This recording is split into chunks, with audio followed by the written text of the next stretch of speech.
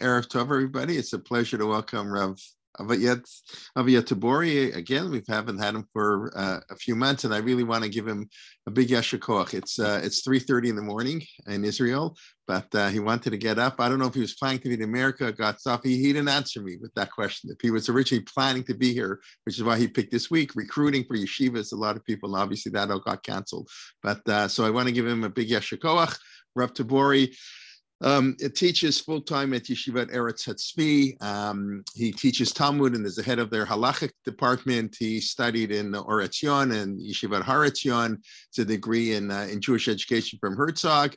He served as a shliach Akiva in the UK and has been at Camp Stone for many years. He serves as Rosh Beit Midrash 1 month every year in Camp Stone when my kids have had the pleasure of being there with him. And of course, Rav Tabory spent his pre-formative years in Toronto, where when he was a little kid, but his father, Alav Shalom, was Rav Binyamin Tabory, of course, was my Rosh Yeshiva for the 4 years that he was there. His 4 years in Toronto and my 4 years in high school coincided before he went to become a Ram in Yeshivat Har Etzion, and he's following in his father's footstep, Rav Aviad, and it's a pleasure, and we'll let you speak, and I hope the tea is as good as the coffee. V'akasha.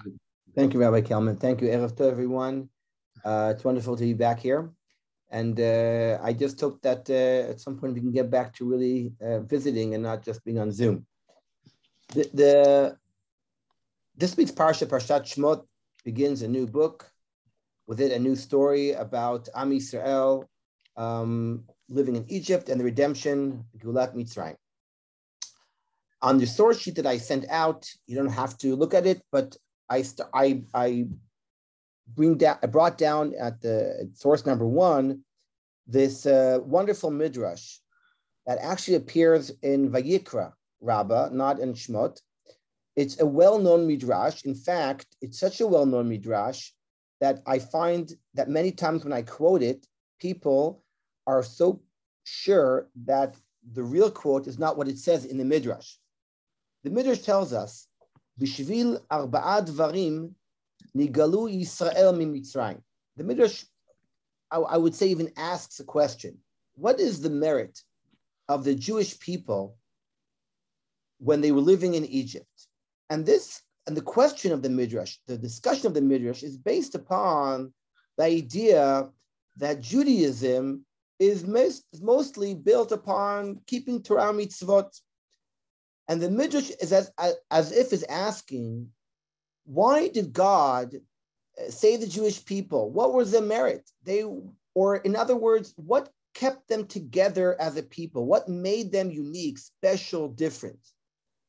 You know, many years ago, I read an article of Professor Shea Leibovitz. Shea Leibovitz is a well-known philosopher of Jewish philosophy and a man of great thought. But he was very provocative, and I remember, sometimes reading his works were not always considered to be, such a done thing in our circles.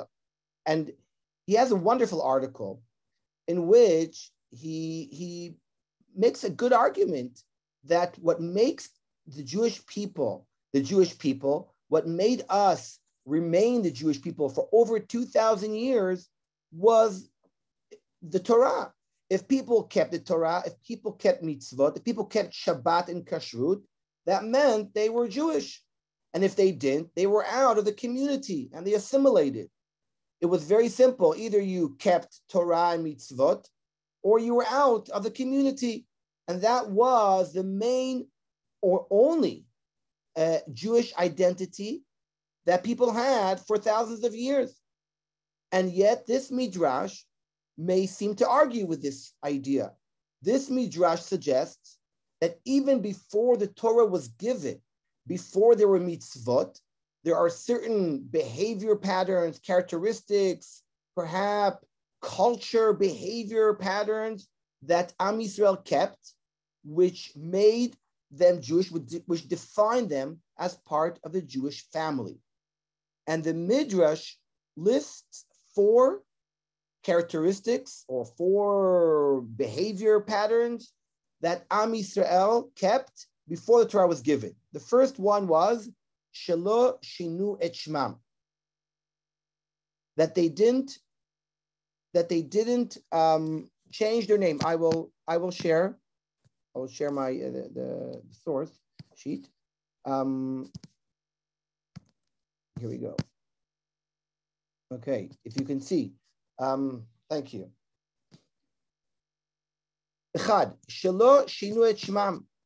The Midrash tells us that they kept their Jewish names. The Midrash says, ve'et leshonam. They kept the Hebrew language. They all spoke Hebrew.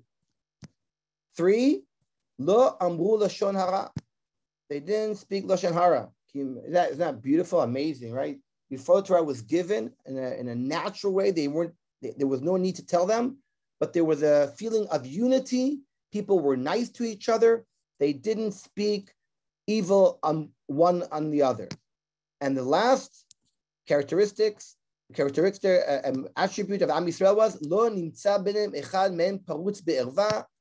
In manners of sexual misconduct, Am Yisrael kept a certain standard of modesty when it came to who they married and how they were in their sexual conduct.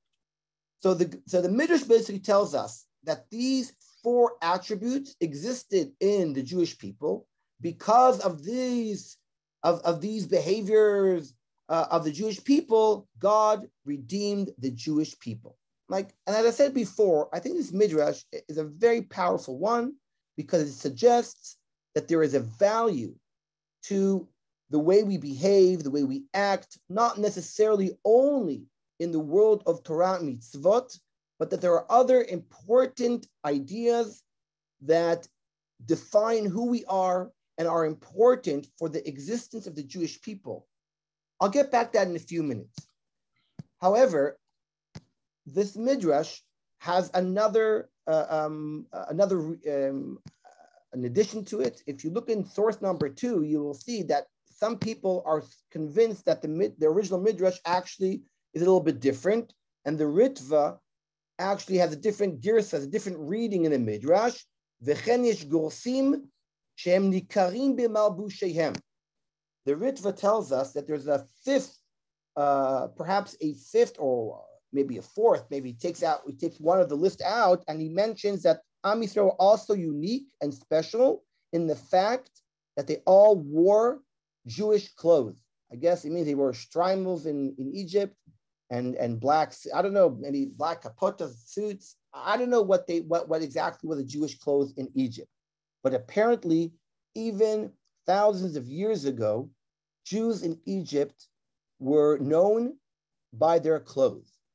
So again, you see that not everything is necessarily about keeping the law, but rather certain cultural behaviors are also important for the definition of the Jewish people. The Midrash even gives us examples. If you go back to the first Midrash, it tells us, Lo shinu et shmam Reuven v'Shimon. They kept the names Reuven and Shimon. Nachatin Reuven v'Shimon. They went down to Egypt with the names Reuven and Shimon. V'Salkin. And they went up to Eretz Yisrael with the names of Reuven and Shimon. Lo ayu korim liYehuda Rufa. V'lo leReuven Lulani. They didn't have nicknames. They didn't change their names to what we would call non-Jewish names. V'lo leYosef Listis. Now this is fascinating. V'lo leBinyamin Alexandri. I find that fascinating because Alexander is a very well-known Jewish name. Which I want to pause a second and ask ourselves a second, what makes a Jewish name a Jewish name, right? I'm going to go off a second, right? If a person's name is Zelig, right? Is Zelig a Jewish name? We have Heti and so many different Yiddish names. Alexander is a well-known Jewish name, even though it doesn't start and begin in the Jewish community. What makes a Jewish name a Jewish name? So on your source sheet, I'm not going to go through every word because it's. I'm sorry I didn't translate the Tshuvot of Rav Moshe Feinstein. But on source number 7, you can see that Rav Moshe Feinstein I'm sorry, that's about clothes. 1 second. Source number 8. Yes, source number 8. Let me just see a second. Oh, no, I was right. Source number 7. Rav Moshe Feinstein was asked whether or not a person is allowed to call their child a non-Jewish name. Apparently, Rav Moshe, I'll go back to the source sheet. Rav Moshe Feinstein was asked many, many years ago about calling your name. This was Tashima in 1980, not so long ago. Someone asked Rav Moshe Feinstein if he can call the daughter a Yiddish name, right? It's not even calling your daughter some non-Jewish name. It's a Yiddish name. And is a Yiddish name considered to be a non-Jewish name? Is that a problem? And Rav Moshe Feinstein even mentions our Midrash as some source that indicates that the common, the correct common behavior of the Jewish people is to keep Jewish names. And he goes into this discussion. By the way, the name of this girl in the Shuvah, if you look at it's Gittel. You see the name? It's Gittel. You see Gittel? Right? So Gittel is a very well-known Jewish name. I can't believe that, non-Jews are called Gittel. And the question is that considered a Jewish name? The Rav Moshe actually says something very interesting. He says, if you look at the names in the Talmud, you'll see there are people called Rav Papa, right? Rav Zvid, Zutra, and he brings all these names and nicknames. Abaye, we all know, Rava. These are not Jewish names. He brings Rishonim, like the Rambam's father, who was called Maimon. Maimon is not a Jewish name.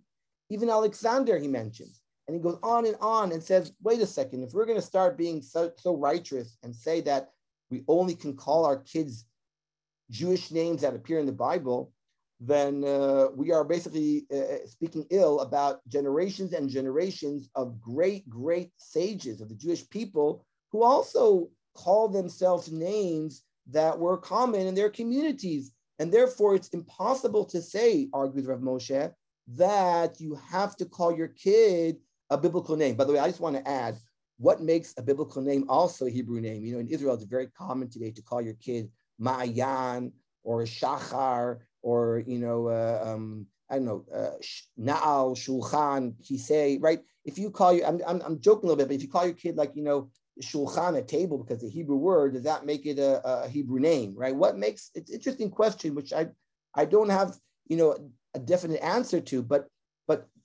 I'm not sure if using a word in Hebrew is necessarily automatically considered a Hebrew name. So it's a good question.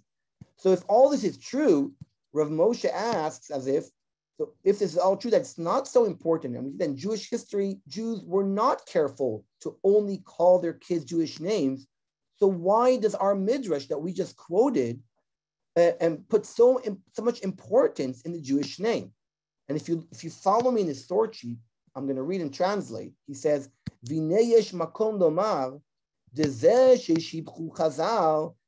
There's room to argue that the fact that our rabbis gave praise to the Jews in Egypt, the Galut Mitzrayim, sheloshinu et shmutam, that they didn't change their names, ulekodem matan Torah. It's because this was before the Torah was given.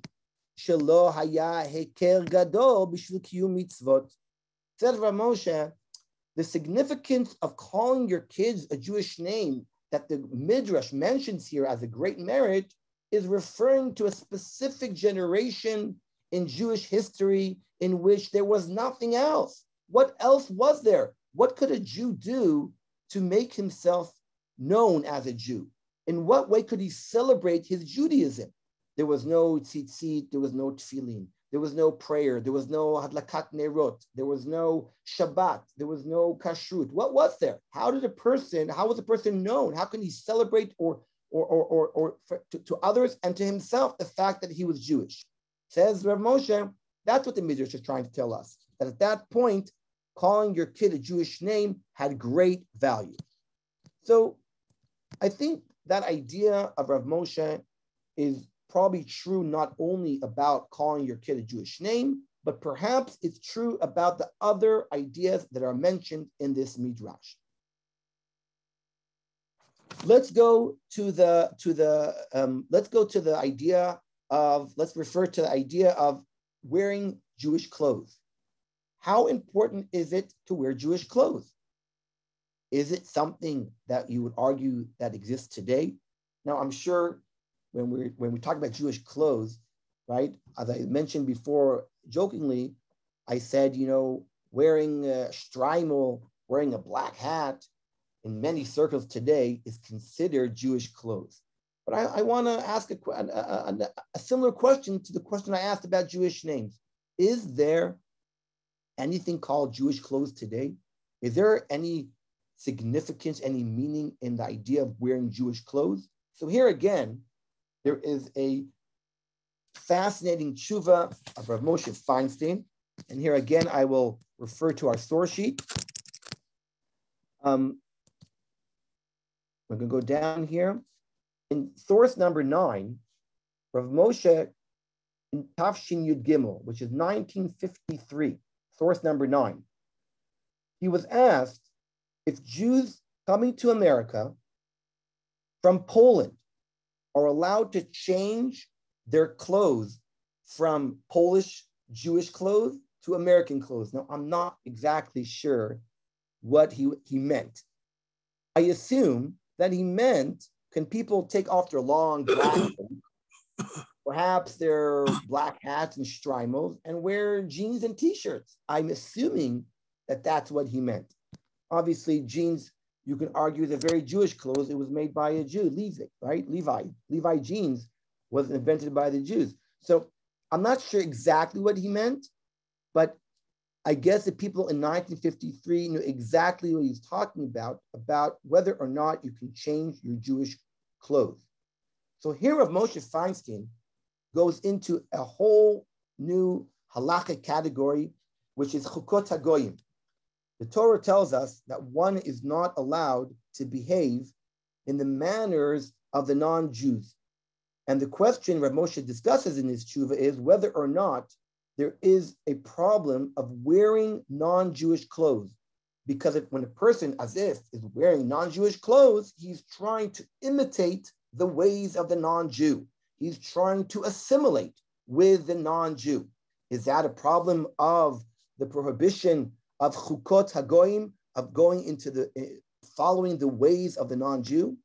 So in this context, he quotes the Maharik. I'm highlighting here. The Maharik was a late Rishon, Rabbi Yosef Kolon, who discussed whether or not a doctor is allowed to wear a doctor's cape.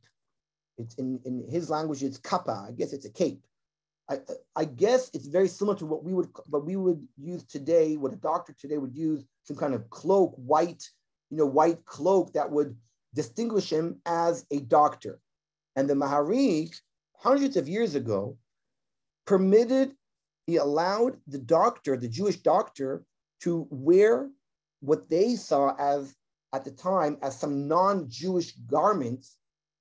And the reason he said it was permitted was because the reason to wear such a clothes, he said, had a benefit, right? And this, by the way, became a principle brought down in Shulchan Aruch, that any type of behavior that has in it a benefit for those doing it. For example, if I'm imitating the ways of the non-Jew, but I'm doing it for a purpose, for a reason. I'm not doing it because I want to assimilate or try to become like the non-Jew, but I'm doing it because I'm actually gaining something.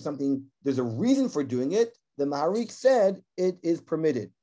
I can tell you that here in Israel, there were huge discussions regarding, for example, performing military funerals for Israeli soldiers, right? Whether or not shooting in the air and doing the whole ceremony was considered imitating the ways of the non-Jew, and it would be permitted or not. And some people again discuss this Maharik. They discuss this idea whether or not shooting a rifle in the air at a funeral is considered a benefit. Is it considered a kavod, a matter of respect to the Israeli soldier that would be considered permitted. So there are a lot of examples where poskim use this discussion as a case study to allow and permit certain customs that exist outside the Jewish community, whether or not they're permitted based upon these principles. However, going back to our discussion,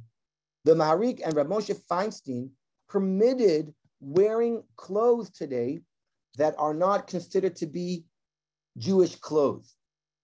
And what's interesting here is that if you go down a little bit, he says, and I'm highlighting it, V'gam below ze en shayach isur malbush nochrim. He says, actually, I don't need the whole discussion of before to permit it. Why? The akimat kol bnei Yisrael lovshim malbushim elu. Meaning, he said, bottom line is, Jews today in the world are all dressing in modern clothes. There are no clothes today, he said, this is 1950, that distinguish Jews from non-Jews. The clothes that the world wears today are clothes that don't distinguish a people from another people, a nation from a nation, a community from a community. People wear clothes, they wear clothes. There's nothing in the clothes today that makes you Jewish or not Jewish. And therefore he says, he concludes, Imken af elu shebao mi Polin, all those who come from Poland to America, Rasha'in litlabesh bebegadim, you're allowed to wear clothes that are American clothes, because he says, here in America, there are no clothes that Jews wear differently than non-Jews, and therefore it is permitted.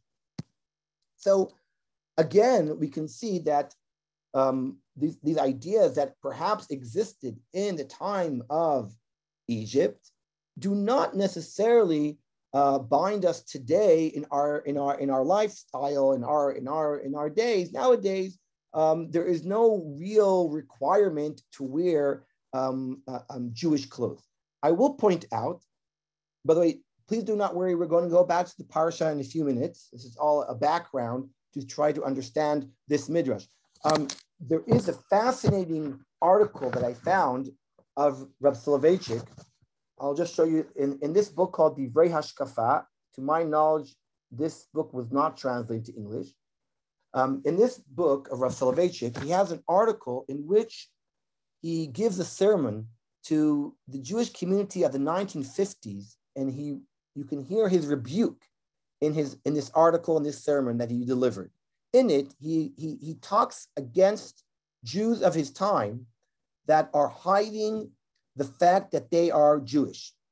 Rav Soloveitchik complains in this article that while he rides the subway in New York, that's what he says, I guess he did because that's what he says in the article, that he used to ride the subway, and he was disturbed to see how Jews used to hide their Jewish newspapers because they didn't want anyone to know that they were Jews.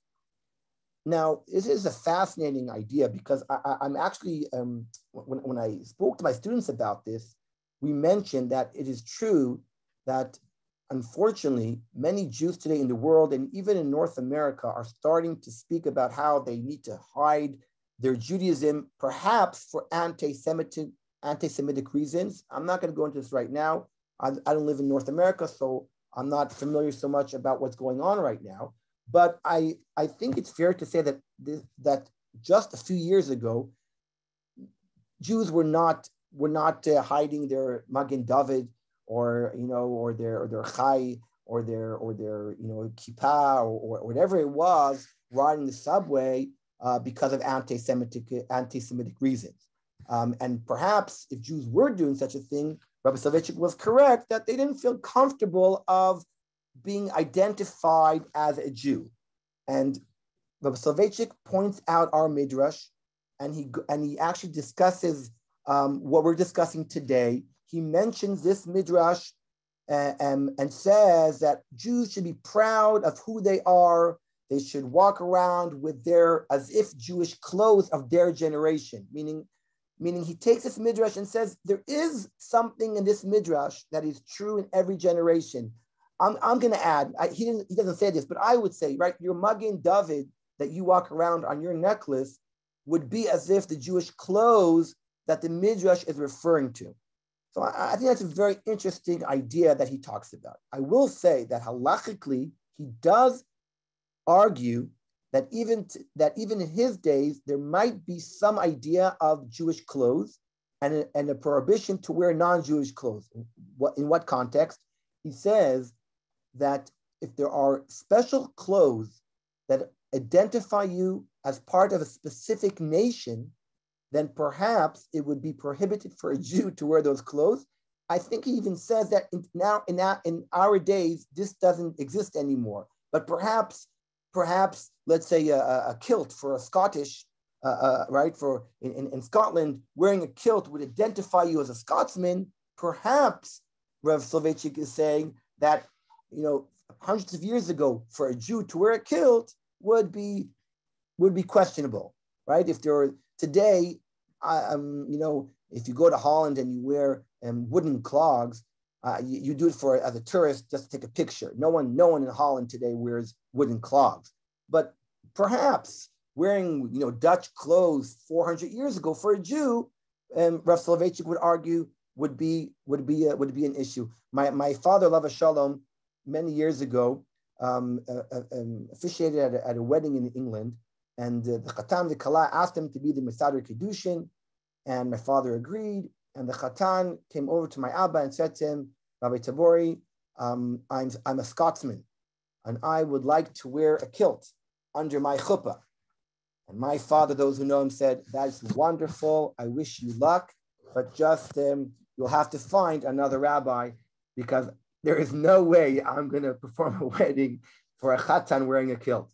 So I'm saying, I don't know what bothered my father exactly, but Rav Soloveitchik really says that perhaps wearing specific clothes that are identifying you as a different nation would be a halachic problem. Nowadays, as Rav Moshe Feinstein says, there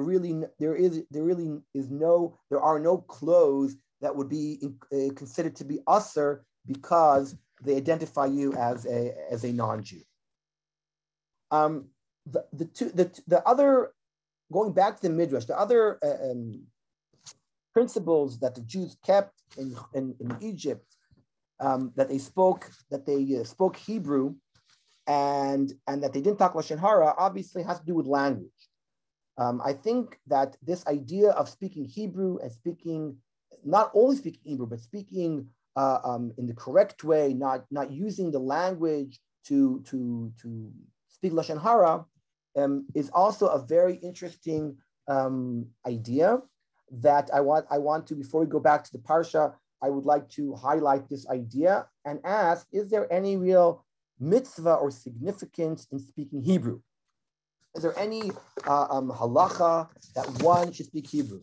So interestingly enough, there are people that wrote about this and discussed this question and actually proved from certain sources, like the Rambam, that there might be a mitzvah to speak Hebrew. The Rambam, in his Perush HaMishnayos, in his commentary on the Mishnah, mentions, he uses the word mitzvah when he talks about teaching your child Torah, teaching your child Hebrew. He mentions it as he would mention any other mitzvah. And many people have proved from this Rambam and other sources that perhaps speaking Hebrew per se, right, not in the context of learning Torah, perhaps that is a mitzvah. My father, Alav Shalom, in this week's Parsha, in his book, The Weekly Mitzvah, on this week's Parsha, actually talks about it in his book.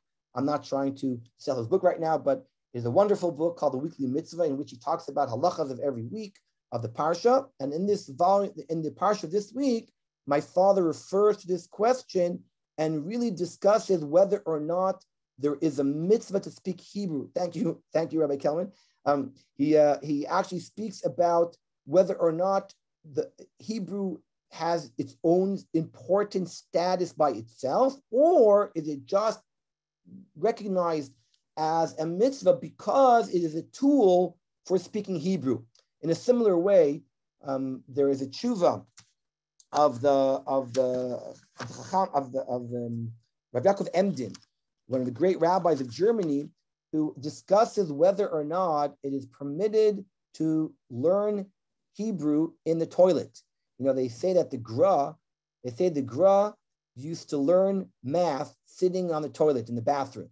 That's what they say. There's like an urban legend about it. I don't know how true it is.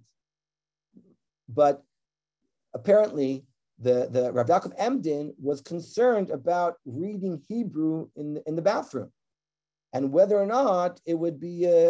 Thank you, Rabbi Kilman. Right? I'm just saying that it's an urban legend. I think that's fair to say that. But Rabbi Emden actually writes about this, whether or not it's permitted to take Hebrew literature in the bathroom. And what's interesting is that he was not concerned about the Hebrew language per se, meaning he wasn't bothered by taking Hebrew letters into the toilet. He didn't feel that Hebrew has kedusha in it by itself. What concerned him was that if you learn Hebrew, how can you learn Hebrew, he says, without quoting Bible, without quoting Jewish texts? And therefore, he was concerned that that would lead to people reading holy scriptures in the toilet, which is something that you should avoid doing. And therefore, he said you shouldn't do it. But he had no problem speaking Hebrew in the toilet from the language itself. And this is actually interesting discussion. Is Hebrew really Lashon HaKodesh, right? And if it's Lashon HaKodesh, why is it called the holy sacred language? The Ramban and the Rambam actually discussed this. The Rishonim discussed what makes Hebrew special. Some argued that there's something unique and mystical in the language itself, right? And we know that many mystics discuss the meaning of the letters and what they mean. When God created the world, he created the world by speech, and the words themselves, according to many people, are what the world was created from. And in each creation of the world basically lies words and letters. However, others argued, no, let's not get mystical. What makes Hebrew special and different is HaKadosh Baruch Hu spoke in that language. HaKadosh Baruch Hu created the world in that language, not because it's a mystical matter, because that's the language that he uses, and that's the Torah that was written in Hebrew, and that's what makes Hebrew so special. This led, by the way, this issue led, as I'm sure you all are aware, to a very famous debate that in the early 20th century, whether or not we should speak Hebrew, even in Sichot Chulin, even when we just, talk secular, speech, meaning Jews throughout the generations spoke Hebrew when they learned Torah and when they prayed. But Jews adapted other languages and developed even their own language, like Yiddish and Ladino. But Hebrew was not a common modern speaking language up until the early 20th century. And we all have Eliezer ben Yehuda to thank for that. Many of my students think that Eliezer ben Yehuda invented the pubs and the bars of Jerusalem, because you probably remember that in Jerusalem, that's the name of the street where all the restaurants and bars in Jerusalem is Ben Yehuda. But actually, as we all know, thank you. Someone just picked up. I saw someone picked up the dictionary of Ben Yehuda. Ben Yehuda was a man on a mission, and he really succeeded in a remarkable way of introducing Hebrew as a modern language. And one man's battle, it's just incredible. By the way, I don't know so many examples in our history, and for that matter, maybe in world history, where one man achieved such a revolution. Ben Yehuda was opposed by the religious circles. They saw him as the enemy number one. But until today, by the way, in some circles, he is considered the worst person ever, because they saw him as someone who is trying to, are you joking? Today is Ben Yehuda's yard site? Oh my gosh. Wow, that you gave me a shiver down my spine. Thank you. Wow. By the way, today today is tonight, or today was yesterday. I don't know. I have to figure that one out. But Eliezer ben Yehuda was the enemy because people in the religious circles, they suspected that he had an agenda to change the Jewish tradition and to harm it by creating an alternative Judaism and uprooting Yiddish and all the and it became such a thing. I even have on my table here, by the way, the book Vayol Moshe. This is the book of the Satmar Rebbe that opposed Zionism in a radical way. And there's a whole article here. I actually haven't read it yet. I want to read it, but this discussion made me look into it. He has a mimer called Ma'amar Lashon HaKodesh, and he was opposed ideologically Jews speaking Hebrew, right? He thought that they should speak Yiddish, and till today there are those who oppose Ben Yehuda. Of course, the irony is that all those who oppose Ben Yehuda in Israel today, they write their opposition in Hebrew, right? Which is the biggest irony. And Ben Yehuda won big time because even in the Haredi communities today, 99% all speak Hebrew. So it's pretty amazing that this actually worked. However, I want to point out that in my research, I found a wonderful article. I actually photocopied it. There's no book like this. You can only find it on HebrewBooks.org.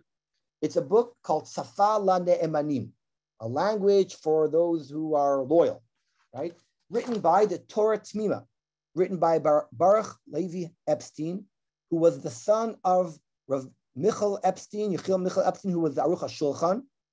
The Torah Tmima was a great Talmid Chacham. By the way, he was a banker. And on his free time, he wrote his commentary.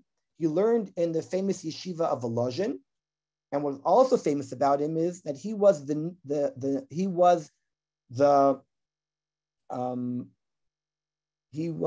nephew of the Netziv, and the Netziv actually married his sister, right? The Netziv married his own niece, which meant that after he was in the beginning his nephew, and then he was his brother-in-law. And he published, besides his different writings that he published, he also published memoirs of Volozhin Yeshiva, and they were translated into English. An art school book came out years ago called My Uncle the Netziv, and it was given out at some Aguda convention. One of the people took it home and read that in the book it says, amongst other stories, that the Netziv of Volozhin read newspapers on Shabbat. And that created a big uproar in the Haredi community, which led to the book being put in cherem and taken off the shelves. Anyway, of course, when I heard that story, I ran to get the book, and I read it. Then I always think that the best way to sell a book is to excommunicate it. And any book that's excommunicated always sells well. Years ago, I had the privilege of having a relationship with Rabbi Sachs when I was even younger, when I lived in England. And at the time, 20 years ago, one of his books created some kind of controversial issue in the Jewish community. I remember I was in his office and I said, Rabbi Sachs, you're so lucky. Now you, like the Rambam and the Ramchal, your books are going to sell like hotcakes. Once people are going to say that your book has heresy in it, that's it. The book will sell well.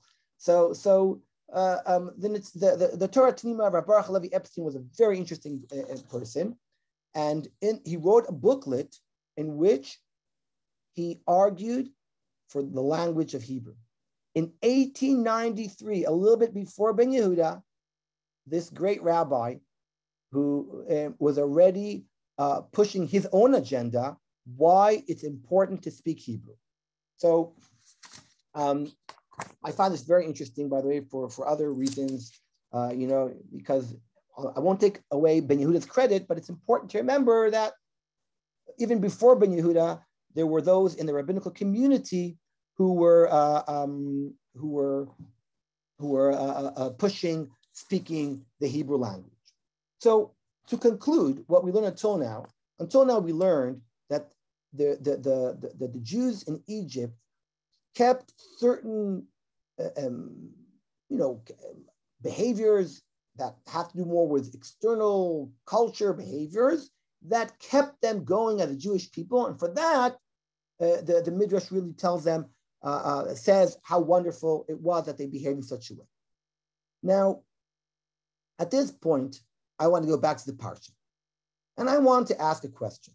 And my question is a very, very simple question, which I assume people could scream out the answer. However, I want to learn this question using this Midrash. And my question is, what was the merit, not of the Jewish people, but of Moshe Rabbeinu, when he was chosen in this Parsha to lead the Jewish people and take them out of Egypt? This Parsha, it really talks a lot about the story of Moshe. We know about his family. We know about his history. By the way, if you think about it, we do not know as much. We don't know anything about Avram Avinu, right, before he was an older man, for example, right? Unlike Avram, who just appears to us out of nowhere, we know everything about the birth of Moshe. We know about his childhood. We know about what he does. What was his merit? And I would like to argue that this Midrash perhaps can be used to understand who Moshe Rabbeinu is. Because I'm going to try to argue right now that while the Jews in Egypt kept all these attributes, Moshe Rabbeinu didn't keep any of them. Okay, let's go through the list. We said the first one was Shelo Shinu Et Shmam. Let's talk a little bit about the name Moshe. What is the name Moshe and what does it mean? I'm going to go back to the wonderful article that I mentioned before of the Torah Tmima, Safal Ne'emani. In this article, he says, of course, a person should learn Hebrew. Hebrew is a very important language. And he says, if you don't understand Hebrew, you won't understand so many phrases and concepts that are mentioned in the Torah. Because how will you understand that the word Adam and Adama are the same, and Ish and Isha are the same if you don't understand Hebrew? You can't translate these words and assume that it'll all be lost in translation, right? The Hebrew words of what they mean and where they come from. However, and what example does he bring? From this week's parsha. You won't understand Ki min hamayim mishitiu. Why is Moshe called Moshe? Because he is taken out of the water. To be taken out of the water in Hebrew, the verb is limshot, to pull out of the water. And he says, the Torah Tmima, you will, if you translate that, if you do not know Hebrew, if you don't understand Hebrew, it'll be lost on you. You won't understand why Moshe is called Moshe. And then he has a footnote. And I was so pleased to see this footnote because he says, wait a second. What are you going to tell me now? You're going to tell me that Moshe is a Hebrew word and that it only could be understood by knowing Hebrew? But who named him Moshe? The daughter of Paro. And then he says, it's really remarkable. I wish I could translate his footnote here because he says, oh, you think that Bat Paro spoke Hebrew? Nonsense. There's no way in the world that Bat Paro could speak Hebrew. Whether I always like to make fun and say that it seems to me that according to the rules of Hebrew, Moshe should be called Nimsheh, right? He was taken out. Moshe is the one who takes out, but he was Nimsheh or Mashui, right? That would be the correct Hebrew way of calling him. So maybe as a joke, you can say that proves that she didn't speak Hebrew so well because she made an error here in her vocabulary in pronouncing Hebrew the right way. But nevertheless, the Torah Tmima says impossible that Bat Paro spoke Hebrew. And if that's true, it must be that she used a word that's very similar to the Hebrew language. So that would prove that you don't have to know Hebrew. Maybe just, we can use the same words in different languages. However, he points out, and this is fascinating because he points out that he read some German article, some rabbi in Germany, that a scholar in Germany, and by the way, on your sword sheet, I also brought it down in the name of a Netziv. which again, if you remember, I just said that Torah Tmima was the brother-in-law of the Netziv, and both in their commentaries mention the same person, Shmuel, who I'll go back to the source sheet, who mentions this idea. Just 1 second, please. Go up to the source sheet. Here we are. Source number 6. They both then mention Ra'iti b'shem harav Shmuel b'medinat Bohim. I'm sure Rabbi Kamen will help me out here where that is. I think it's some German, but I'm not sure. The Bilashon Mitzri in old Egyptian Bohemia. language. Most likely Bohemia. That's what I thought. I thought it was Bohemia, okay? The Bilashon Mitzri, it means Yeled.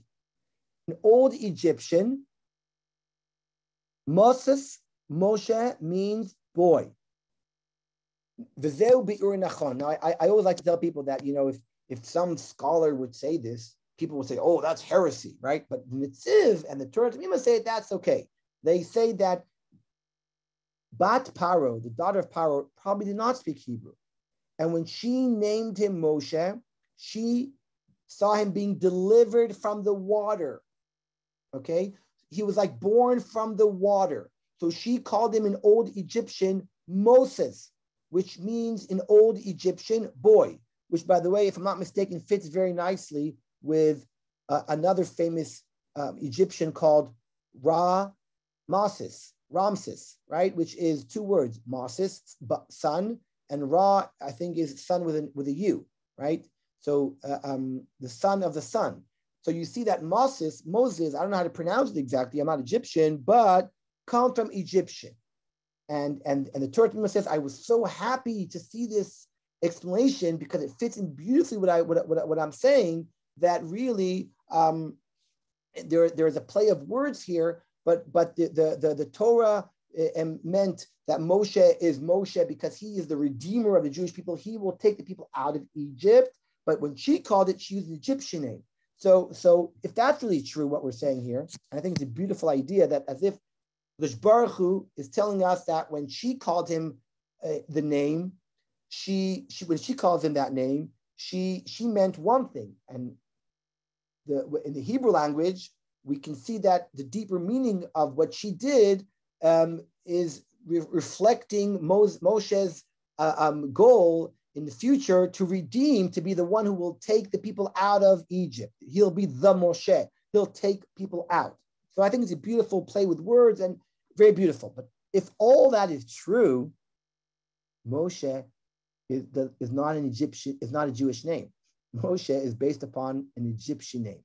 So going back to what we said, number one, if we said that Jews were known for the Egyptian names, for their Jewish names, Moshe is not a Jewish name, it's an Egyptian name. Let's continue. Let's go back to the source sheet. In the source sheet, we see here that, sorry, let's go up a little bit. Here, on source number 3, after Moshe helped the daughters of Yitro, they come back to the dad, and they say to him, oh, this Ish Mitzri, Vatomarna, Ish Mitzri hitzilanu miyad haroim. An Egyptian man helped us with our sheep. Now, the question, of course, is, why did they call him an Egyptian man? And the answer is obvious, because he was dressed as an Egyptian, and he probably spoke like an Egyptian. All those of you who saw the movie The Prince of Egypt, and I highly recommend to see it, because I think that when you watch that movie, you can really understand that Moshe was brought up in a palace of an Egyptian palace. It makes a lot of sense why the Torah is referring to him as an Ish Mitzri. And by the way, Chazal even rebuke Moshe for wearing Egyptian clothes. In source number 4, there is a very, very disturbing midrash that compares Yosef to Moshe and asks, why is it that unlike Moshe, Yosef was buried in Israel? what was the merit of Yosef that his bones were carried through the desert and brought to the land of Israel, while Moshe was buried outside of Israel? And the Midrash, and this is a very, I would say, a very disturbing kind of rebuke against Moshe, says, because unlike Moshe, when Yosef was in Egypt, he was in jail in Egypt. He was a slave in Egypt. He said, Ish Ivriani, right? He said, I am a Hebrew man. He identified himself as a Jew. While with Moshe, it says, Ish mitzri hitzilanu miyad haroim. The Midrash says Moshe did not identify himself as a Jew. And the proof is that in the eyes of the people of Midian, he was looked as an Egyptian. He was considered an Egyptian by his clothes and by his language. This is a sharp rebuke of Chazal against Moshe dressing up and behaving as an Egyptian. And if that's true, then we can now go back to that Midrash and say, whoa, Moshe has an Egyptian name. He wears Egyptian clothes. He speaks Egyptian. By the way, Moshe Bichlal had probably some kind of speech defect. I'm not sure how well he spoke any language, according to what the Torah tells us. So his language was a bit disturbed. His clothes were Egyptian. His name was Egyptian. What else is left? What else is left is, in matters of tzniut, well, they didn't marry out, it says. Well, Moshe married out. He married the daughter of a priest in Midian. And finally, and this I find amazing, in this week's Parsha, and I didn't bring this on the sheet, but I'm sure when you get to the Parsha this week in Shul, and you will read that when Moshe argues with HaKadosh Baruch Hu, he says, God, don't send me, send someone else. I don't want to go to Egypt. And God says to him, no, Moshe, you're going to go. And they go back and forth and argue. At some point, Moshe says, God, Bnei Israel are not going to listen to me. They're not going to hear me. They're not going to. God says, Moshe, take your staff, throw it on the ground, and it will become a snake. Put your hand in your shirt, and it'll come out with leprosy. And Rashi points out, why is the staff of Moshe turning into a snake? Why is Moshe arms full of tsarat, of leprosy? Because Moshe just spoke Lashon Hara.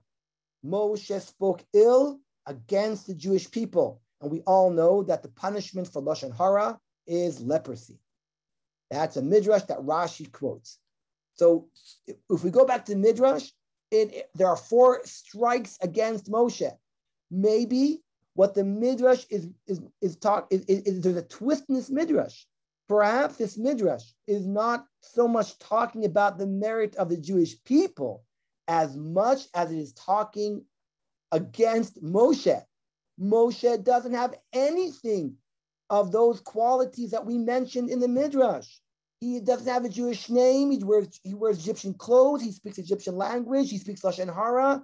And therefore, when you read this Midrash after this parsha, you ask yourself, what was Moshe's merit that made him choosing? He didn't even see himself as a Jewish person in any way.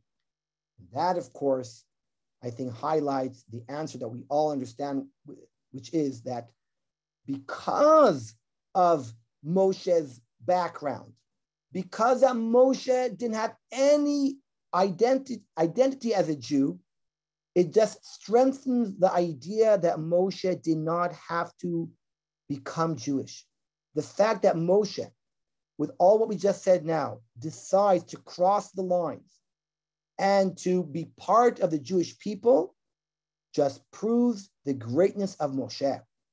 That from a person who was not considered to be Jewish, he wasn't born in the Jewish community, he wasn't identified, he was royalty, he spoke Egyptian, he had a good degree, he had everything going for him. He had no reason to turn his back to the Egyptian people.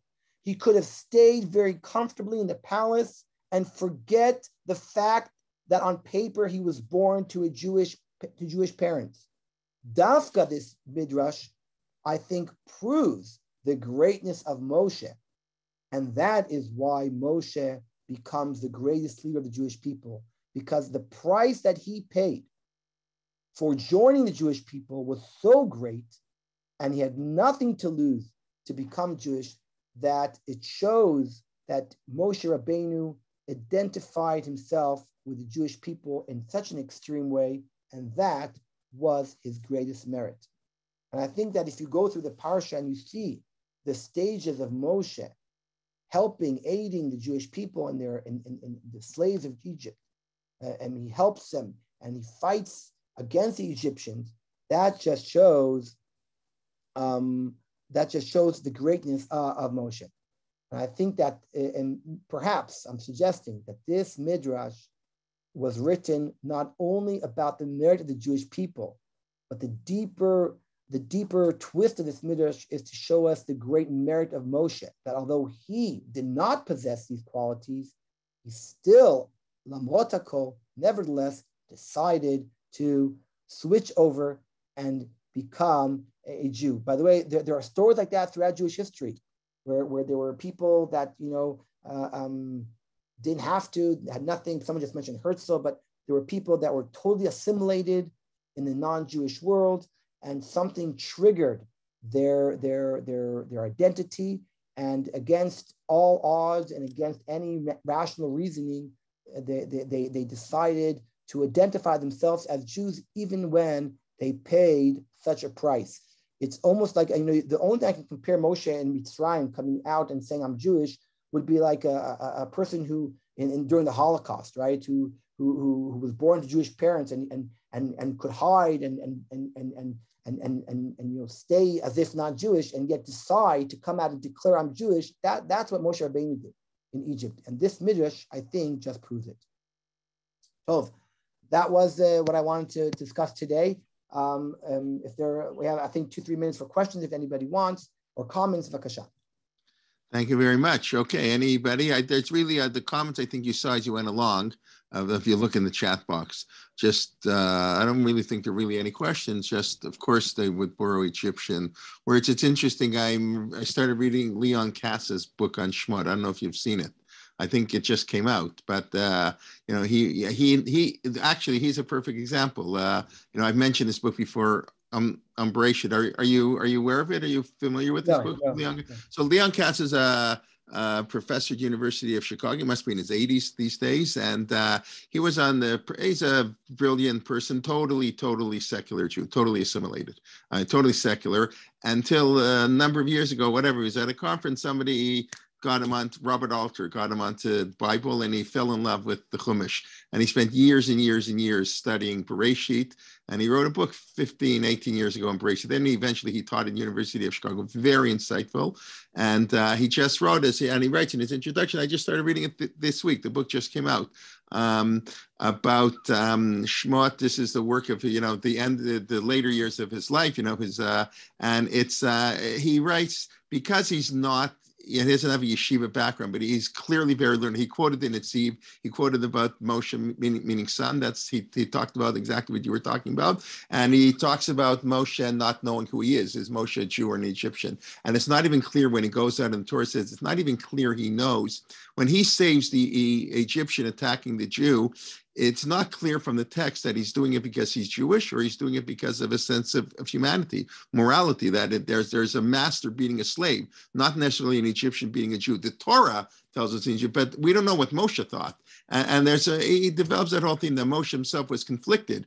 Is he an Egyptian or a Jew? So I thought that's very much, I just started reading the first, 50 pages or so, but very interesting. By the way, I heard once a very interesting insight that Moshe also was an adopted child, and you can sometimes when people are adopted, they have this kind of tension of trying to find out who they really are, and that may be also true about Moshe.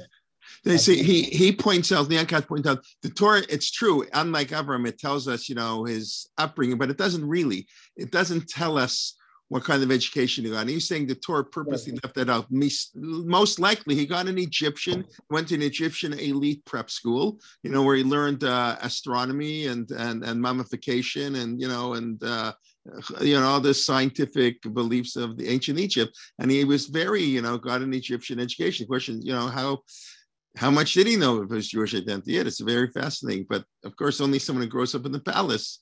He didn't have a slave mentality, as we all know. So it's different. All right. Anybody else? Please. I just, anybody have any questions, comments? You please throw them in. You can take a look, Rav Aviad, at the chat box. Yeah. Okay. And by the way, the Rav did ride the subway. Thank